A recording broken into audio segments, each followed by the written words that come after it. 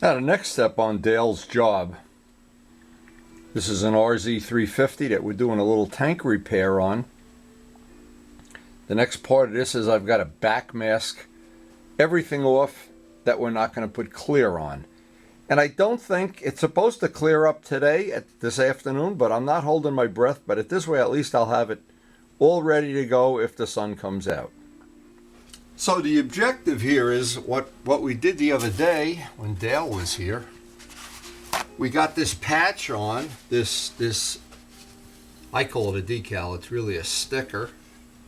But we have other repair work to do under here, which I don't want to start until I get some clear on top of this.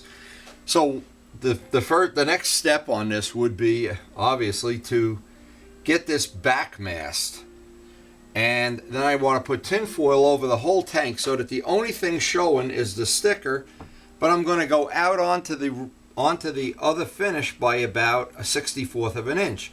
The reason is I don't want to have that step in the final repair. Now up here I've got a very long, well, I want to try to blend that step in, so in the end when you rub your hand here you don't run into a very sharp edge.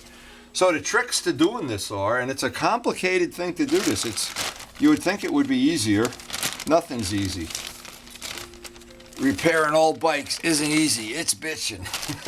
All I gotta do is grow a beard, I know. Anyway, the way that I've done this in the past, and I've done it several times, and with some mediocre success. Every once in a while one comes out real good, in fact. Let's hope Dale's is the one. When I want to get that nice neat edge, this is the tape that I prefer, the blue, the soft vinyl tape.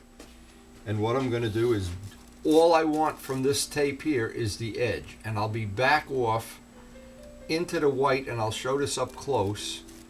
I'm going to guess a 1/64 of an inch. Just going to make a wild guess here.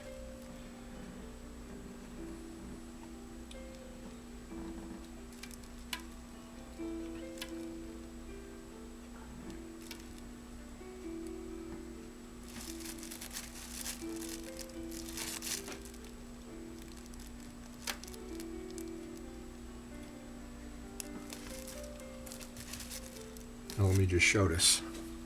What I'm trying to do is just let the clear, because I'm going to put, this is vulnerable now. If I were to take lacquer thinners, or if I just left it like this, this would deteriorate quickly just from fingerprints and wiping it off. It needs to be clear coated. So I'm going to go out onto, hopefully that clear is going to just go out and blend that edge in, so I don't have that step that when you rub your hand on something you feel it. Or and we will have a little step, but it'll be minimized. Now the other choice, and it's going to obviously be Dale's decision, and in the end, when this repair is totally done, one choice that he will have is we can 1000 grit the whole tank down and put a whole nother coat of clear on it. In fact, if we were going to do that, we'd be able to bury these letters. You see, now they put just enough clear on it that the letters aren't buried. You could feel the letters. But if you do it, and we'll put, another gallon of clear on a tank, who cares? Then he'll have the ability to buff this out endlessly. But the next step is going to be to outline the whole part with the blue tape. So we have the whole stripe outlined, and now I'll get out some tin foil, and just to protect the tank, even though we may, we can buff out any overspray, I want to be very careful. I want to just expose the part that we want to clear on. Everything else has to get covered. Basically, everything else gets covered with tin foil. Now, the method I've used many years in modeling and in working on motorcycles and painting guitars for people and whatever. Outboard engine covers. We painted a lot of stuff here. It takes the cheapest tin foil you can buy, and always buy it comes usually about 1 foot and then 1.5 feet. It doesn't matter. You don't need to get a good brand. Like a lot of things we do, the cheapest stuff works just fine. The painter's tape, but again, this is not a critical thing either. And the idea is to leave as little of the tape touching the paint. So you want about when you backmask, about half of it on the tin foil. If you're dealing with fresh paint, if this were fresh paint, a couple days old, I'd rub this up on a clean shirt. I always, when I'm going to do this kind of work, make sure I take a shirt right out of the laundry so I don't have a big glob of Bondo or something on it. And now, with using this end, and this would be a relatively simple job to just leave that unbackmasked. And the advantage of the tin foil is, as opposed to using up magazines, newspapers, whatever, you don't have any bleed through. You don't have, hopefully, the seams will be tight. So I'm using, I don't use this tape for the edge. I don't want this to be the edge. I want that blue vinyl tape to be the edge. Now I can press that down. Now we're kind of done with that. This, one piece at a time, I can get another piece for the top, another piece for the bottom. Eventually the only thing that'll be showing is just that, where we're going to put the clear, if the sun ever comes out. Now, before I go any further, I want to make sure I give credit to the late Walt Prey, who, a superb modeler, a good friend over many, many years, had a professional custom painting, and he did custom gold leaf lettering out in California. I want to make sure I give him the credit because he was the one that years ago shared with us the method of using the tin foil, and I have used it to my advantage in modeling and in this kind of work. And I hate to think of how many joints you'd have if you did this with paper and whatever. But what we wind up now with is, and this is really an important part of this, it doesn't sound like it, I want to make sure I have all the joints sealed. A lot of people think, oh, you just backmask it in 30 seconds. Well, I kind of think that any minute I spend backmasking is going to be time I save. If I get overspray here, I have to sand and buff it off. Now, the sticker, and again, all these stickers are different. You never know when it was made. A sticker that's 10 years old, the glue, and on a bike like this, it could be 20 years old. But Dale said these are new stickers. You know, that's the kind of thing when I'm done, I'll believe it when I see it. But there's a couple little touch-up spots here, and I'm going to go get one of Karen's really tiny brushes and just touch that. So we don't have that little spot. I'm just trying to make it as good as I can. The other thing is I don't want to wipe this with Prepsol. I don't want to wipe it with cleaner. I don't want to sand it, of course, because the reason for putting this coat of clear on right away, this is vulnerable now. It's raw vinyl.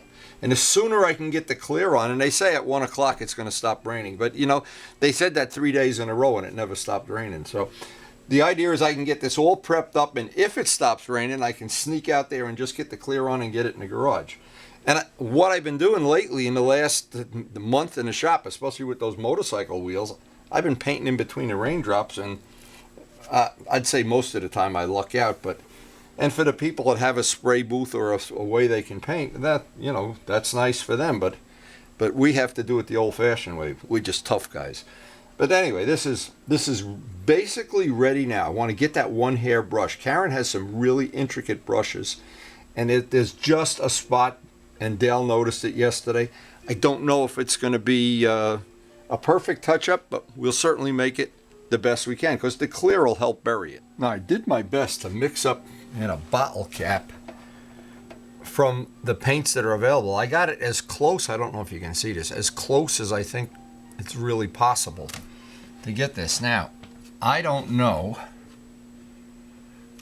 if I'm really going to be able to get this exactly how I want it.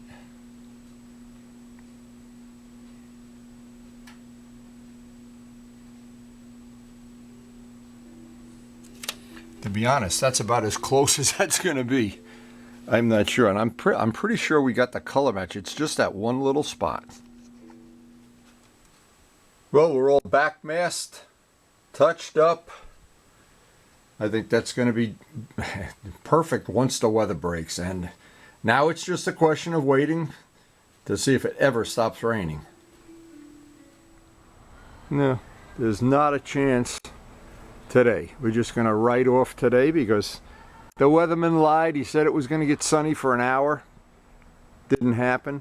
And we're not going to compromise the job, of course. There's no chance.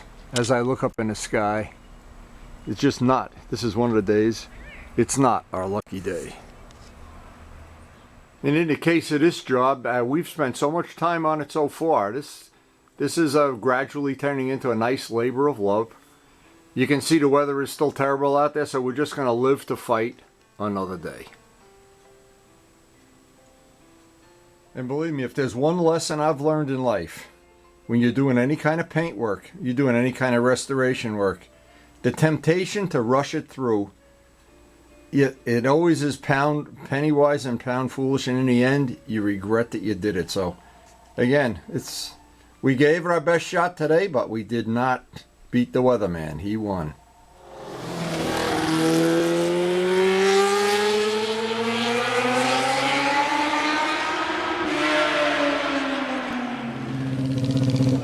I have to help him off.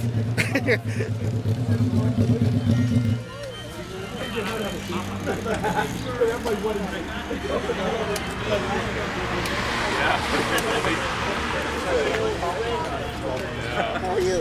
What's going on? British, my boy. What's happening? Where's the Spitfires? They're gone. We heard you coming on the Tappan Zee Bridge. Aren't you windy? Yeah, I'm windy, yeah. Yeah. What's going on? How are you, my friend? Good to see it, man. Yeah. Good to see you're healthy. There's a Yamaha over there even older than mine. It can happen. Thinking for sure you'd ride one of your home bikes today, Nice. Yeah, I heard him coming, baby. You know, this is the bike that Freddie had raced. Did he? Years ago, yeah. Really? Kurt had one also. They built two of them. Of course, they're all pop full of any kind of goodies that were available at the time. Yeah, whatever was around the shop. Well, no. You know, from Honda. Oh, really? Yeah, you know. Any, Did Augustine ever work on this bike? It has the look of something Augustine By the worked time I on. got to this, yeah, he lended a hand until he got to the point where he said, "What are you fucking crazy?" What are you doing this for? And then at the end of that season, I took it apart to rebuild it, and I said, "Yeah, I'll just leave it alone because Wow. you know, two strokes were blasting at that point. They had always been fast, but finally they were finishing." I was out on my RD all day yesterday. My ass still hurts. I got a sick case of RD ass. It'll happen. I remember the kickstand. I think I've seen this before. I ran into it at the top of. Yeah, we were on top of Perkins. Yeah, I do remember. I sent a little clip to Kenny at that time. Yeah. But I never could pull it up on my computer. Well, you'll be on YouTube by the time I get home. You're going to be the star of this show. You're going to get all the old bikes parked in the same area here. Actually, I'm putting together another little bike. I got a head back. Put from mufflers Kenny's. on. They look like mufflers, but I'm good. And you? So it's been fun. It's just. Oh, they're great, aren't they? Yeah, I got a head back from Kenny's this past January.